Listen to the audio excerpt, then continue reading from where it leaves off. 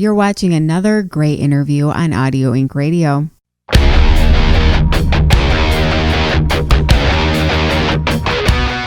What is up? It's Ann Erickson with Audio Inc. Radio. If you're new here, welcome. It's great to have you. And please subscribe. Don't forget to give this video a thumbs up.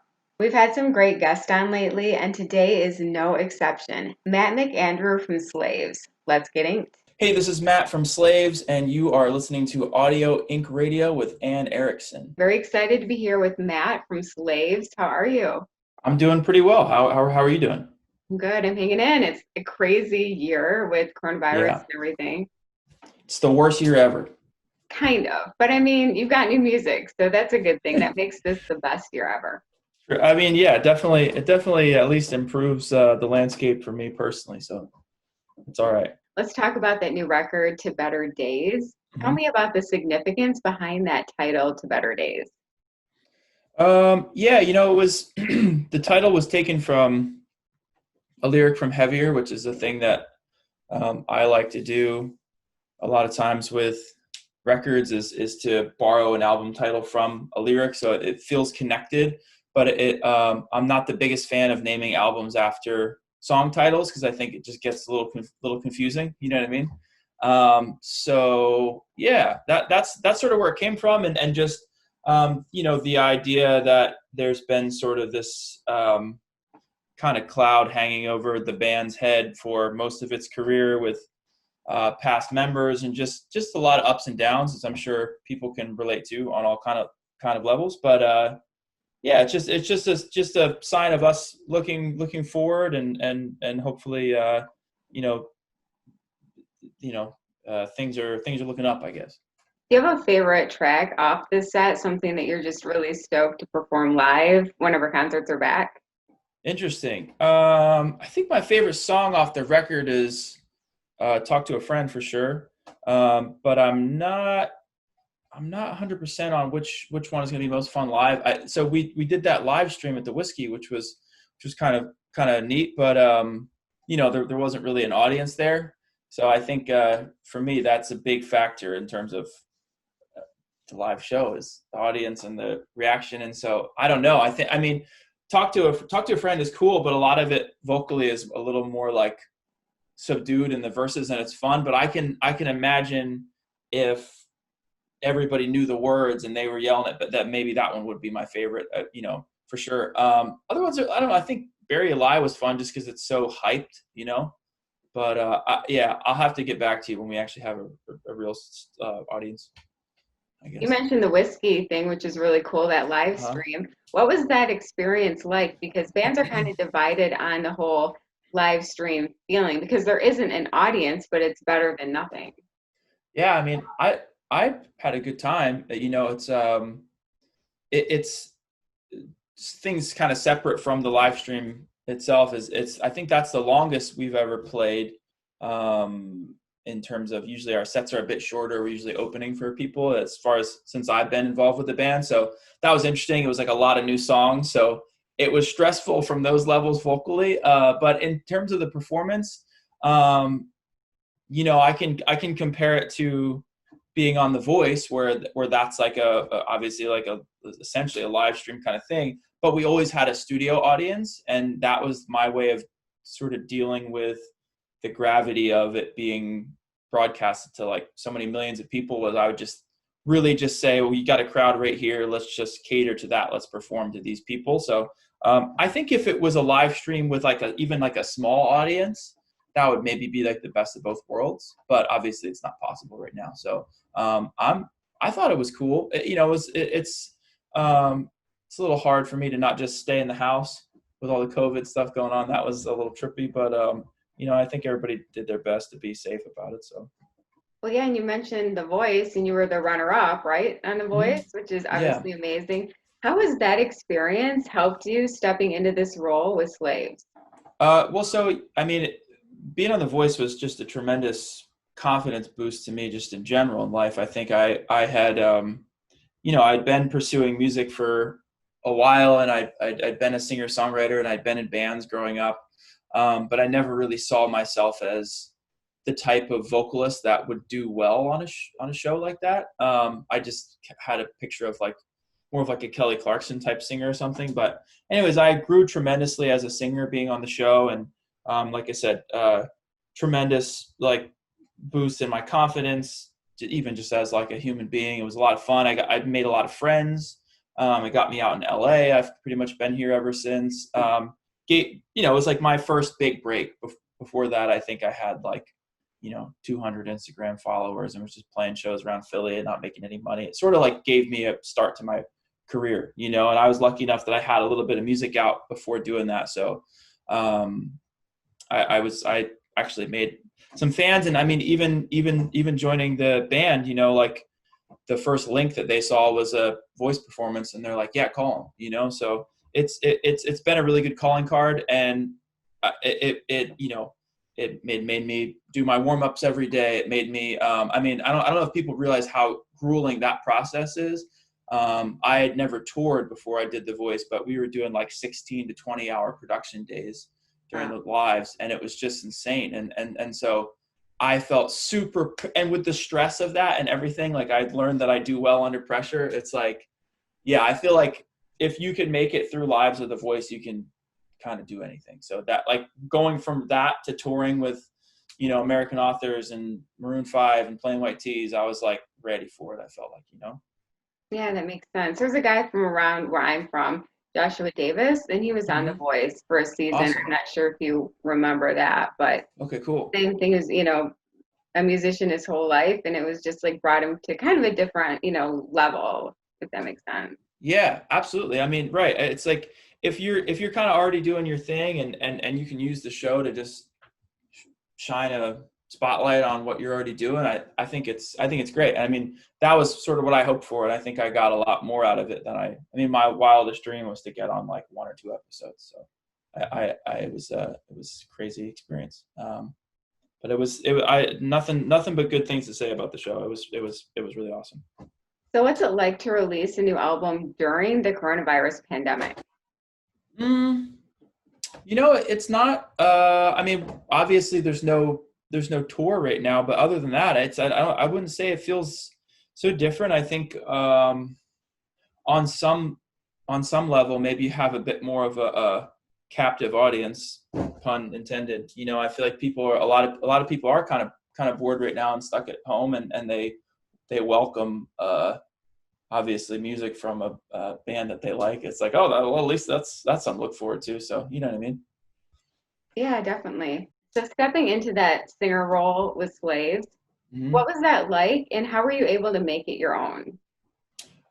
It was daunting in the beginning just because I had never met the guys before. So, I had like 2.5 days, 3 days or something to try to learn all the songs and fly over to England to meet them under a bridge before the first show. And yeah, I was feeling nervous about the fact that I said I could do the gig, and I accepted to do the gig, but I didn't have any of the material memorized in time because it was just a lot. And so I was making up lyrics and stuff the first show. And once I met them and they were like, dude, we're just happy that you're here. And, they thought they were going to have to cancel that whole tour, and, they just didn't have a singer. So to go from just being totally screwed to like, well, at least we found somebody to fill in that maybe can do an okay job. They were just hyped that I was there. So that made me feel, that was what I was most nervous about. And then also just like the fans, just thinking like being in countries that I'd never been in before, and just like just people throwing bottles at me or something is sort of what I was. But luckily I've performed enough that once I got on stage, I just felt good. And you sort of like, you're the one with the microphone, and I'm just like, oh, okay, this is like my little space, So yeah, I think it was just, the guys were so sweet, and they made me feel welcome from day one, and that allowed me to kind of just sort of grow into that role. And I mean, the two things that surprised me were how well me and the guys all got along and connected with one another, like immediately, just sort of like best friends vibes.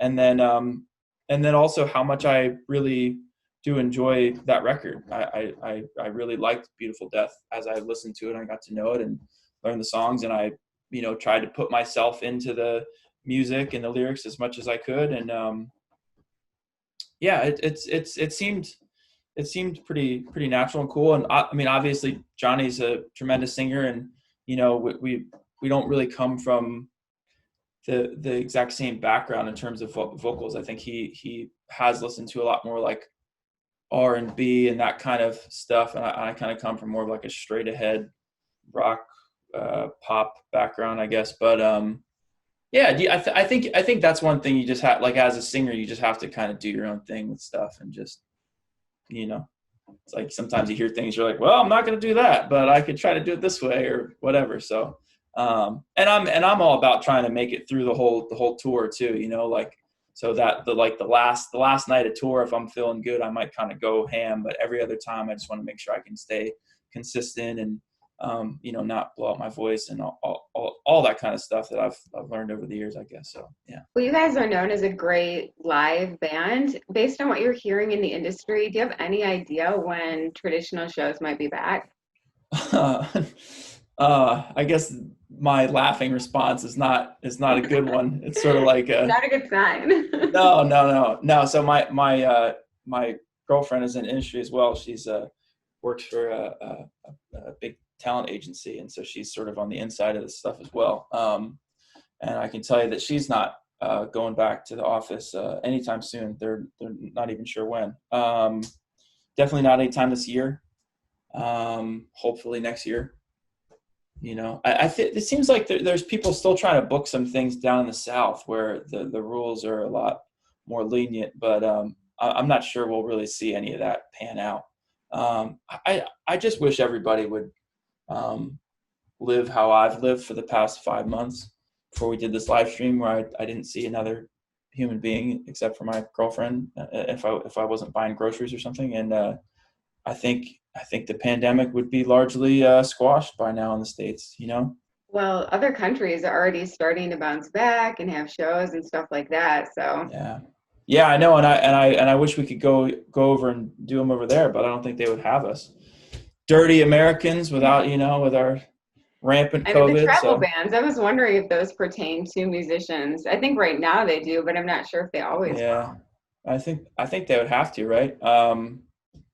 It is sort of ironic that we've that now we're the recipient of these travel bans. It's sort of like been flipped on us, which is sort of amusing, I guess, if you think about it. I don't know. Yeah, I just America's just it's my home. It's a country that I love, but I just wish we could get it together on this one. We're so big on our rugged individualism, and we're just a very individual kind of cowboy people that we just want to just forge ahead and do things our own way, and we're all about our freedom. But freedom doesn't mean like less responsibility. If anything, it means more responsibility. And I think that we're not particularly adept at like being altruistic and caring about. It's like the mask doesn't really protect you; it protects everybody else. And I think that's a hard thing for people to get their heads. I think maybe we should just lie to everybody and say like, "This is going to save your life," and then maybe everybody would wear it. I'm not sure, but whatever. Well, on a brighter note, what else are you up to the rest of the year? Obviously not touring, but new music or any projects? We'll be back in the studio to make the follow-up record in the next few months, I hope. That's going to be cool. New music from The Takeaway. I think we still have like 10 songs we're trying to put out. That's my project with Kevin Thrasher. That's how I met up with the guys from Slaves in the first place. What else? I'm trying to move right now, just on a personal note. I'm trying to get in a little bit cooler spot where I can have some more space to make music, which would be great. That's about it. What's the rest of your year look like? Anything cool with COVID? I wish I knew, but I feel like every day something because of COVID changes, because, like you, I'm in the music world and everything. Mm-hmm. And I thought that this year would be like all the other years where I'm taking photos at concerts and doing reviews and stuff like that. And so it's kind of crazy, but Yeah. I keep busy. So Yeah. I think, life goes on, and there's, we're just everybody's having to adapt. It's just all so unprecedented, right? So you just Right. kind of got to roll with the punches and see what the vibe is. But there's still obviously a big appetite for music and concerts and everything like that. Yeah, so I'll be excited to see how things hopefully change, and maybe we can come up with some new creative ways to get at the things that we used to, Well, Mm-hmm. thank you so much for your time. You guys rock, and Thank you for definitely having me. pick up that new record, To Better Days. Awesome. Appreciate you.